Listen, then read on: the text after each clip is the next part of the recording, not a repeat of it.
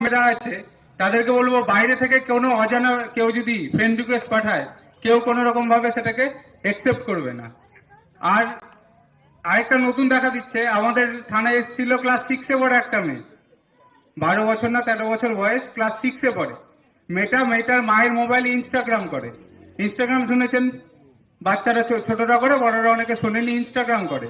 মেয়েটাকে একটা অ্যাকাউন্ট থেকে ফ্রেন্ড রিকোয়েস্ট এসছে, নাম বান্ধবীর নাম করে একটা রিকোয়েস্ট এসছে, বন্ধু এসছে।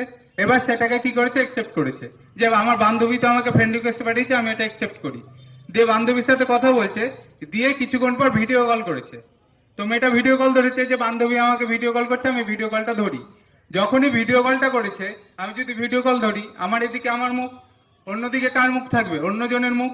সেদিকে কি দেখা গেছে, একটা ছেলে উলঙ্গ অবস্থায় দাঁড়িয়ে আছে।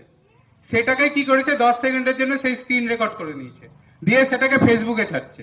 দিয়ে মেয়ের মা বাবার কাছে দাবি করছে এটা আমি আবার ছেড়ে দেবো, আরো ভাইরাল করব, যদি আমাকে 20,000 বা 30,000 টাকা না দেন। তো বাচ্চাদের হাতে বলে না যে মোবাইল দিতে হয় না, তো কিছু কারণের জন্য বলছি বাচ্চারা এগুলো বোঝে না। ক্লাস 6-এ পড়ে আমি কি বুঝবো, অতটা বোঝার ক্ষমতা নেই। যে 10 সেকেন্ডে যদি ভিডিও হয়ে যায়, মুখটা যদি এদিকে থাকে, অন্যদিকে যদি কোনো একটা বাজে ছবি থাকে, সেটাতে সবারই সম্মানহানি হয়, সে ছোট হোক বা বড়। তো মোবাইলে যদি কোনো আননোন জায়গা থেকে রিকোয়েস্ট আসে, যাকে চিনেনি না, তাদেরকে কাউকে একসেপ্ট করবেন না কোনো সময়। আপনাকে ফোন করলো, ফোন করে বলছেন আপনার নামেই আধার কার্ড নাম্বার এটা, স্বামীর নাম এটা, বাড়ি এখানে, অ্যাড্রেস থানা এখানে, সব বললো, সব মিলে গেল। আপনি বললেন হ্যাঁ। তখন বলবে আপনার 1 লাখ টাকার একটা সোনার গয়না বিদেশ থেকে আসছিল আপনার নামে, সেটা কাস্টমে বা দিল্লি এয়ারপোর্টে বা কলকাতা এয়ারপোর্টে আটকে গেছে।